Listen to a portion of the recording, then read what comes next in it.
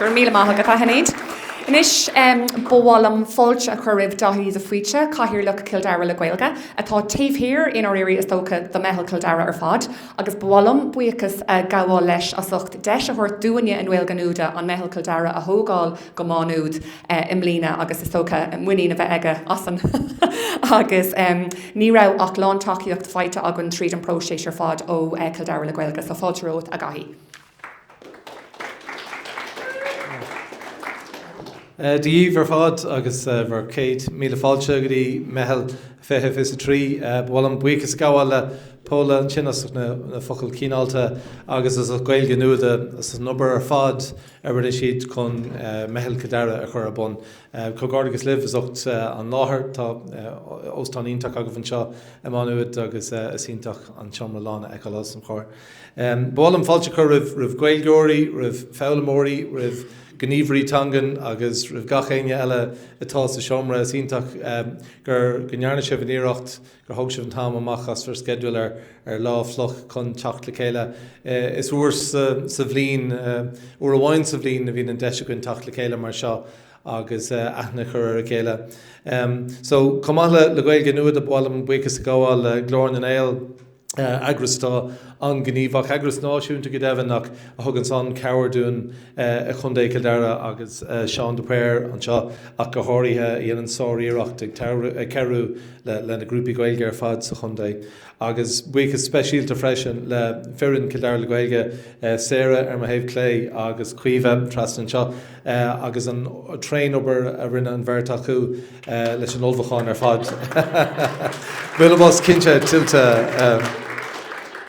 so tá sin anspeisialta freisin tá sé tábhad ag dom ahantas agus buíochas gabháil le foras na Gaeilge ní bhhain go cearíonn siad le céim takeíocht na Gaeilge an seo amá nuad ach tugann siad takeíocht freisin i ceantar nás naí agus is tríd an scéim sin atá chuomh fóstaithe ag Dara le Gaeilge agus freisin bhil an buíochas gabháil leis an rainn turasreacht cultúr alíonn Gaeltachta sport agus man buíochas le Ryan Catherine Martin agus go deimhin tugann siad an takeíocht dún trí scéim takeíocht de Gaeilge agus trí sin ástrítar Sarah an seo agus is tríd an dá scéim sin a táid genán birch duine lán aimsere bheith fostaithe is sa chundé agus tá tuire na hebre le feiceáil go soléir agus mollam Sarah Cuid agus ruí go mór agus bháil an freisin buíochas gabháil le chóir le chundé Dara tugann siad an takeíocht dún an omíbhealach ach tugann siad muoinú ar leitún freisin agus táid ag obair go mór le inis leis an próisis penáltanga. So freisin bháil an buíochas gabháil le ifigeach na Gaeilge Betty McGuire ascóir le chun Dara atá an seo agus freisin buíochas agus fáilte chu ribh Dara na rudaí. Carol mórlam agus is ionach bhfuil sé an seo mar íchaintear inniu agus tá scéal anspreagail aige le ninsin dún faoi géalchultúr agus cursaí arciaachta san Arnold Gaeilge.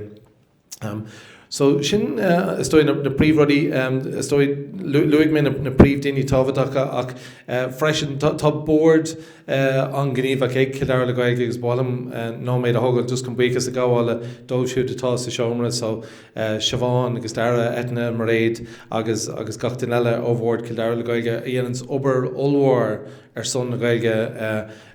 mar réon leis na grúpi pobal eile agus is dói go leor den na daoine atá sa seomra tuigeann sibh féin ní íoctarmuid agus ach fós déintear an obair ó thús go Dara an lei agus is ní neart le chuir le chéile táid an iarach mór mar seo a chuir le chéile. So stoi ceir an deise tá agan inis ná go bhfuil plantanga scríomh a gcuin agus be muid dul caint faoi sin ach sin an ceann se caite stoi ailtíú fiche nídeig agus be muid caintú rihin lei faoi cáhfuilimiid sa fráise sin agus an plantanga sin a chur a gríoch agus an obair agus an réomh obair tarbán leis an céicin eile a chuir le chéile.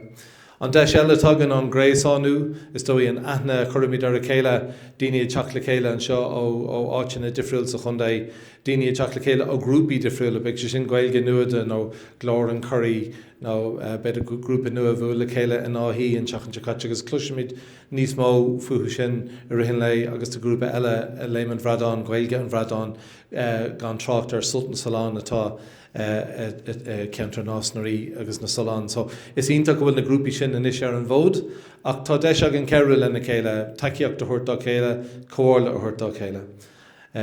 Agus stoi an deis eile ná san Arnold go mar cuid le Kildare le Gaeilge tá scéin gó bunithe bei séré caint faoin is go lua ach má tá nasc má tá chaidirh má tá aithneag daoine ar a chéile ó héad chusaí beidir go leithna go ar únar gó na duine gan atá mór le rá gursa gó beidir go méid spéis acu tuile óla se á faoin scéim sin. So céir atá an ann is dóí inis ná racham tríd Meitheal agus feicimiid céir go dagan ásta sulúgan go méid deis ag an aithna chur a chéile éisteach leis na caintóirí spéisiúla atá sa choirniu. Ní neart go chur le chéile agus tá mé agsúil go mór leis an lá tárán agus gur maithe go bhríis.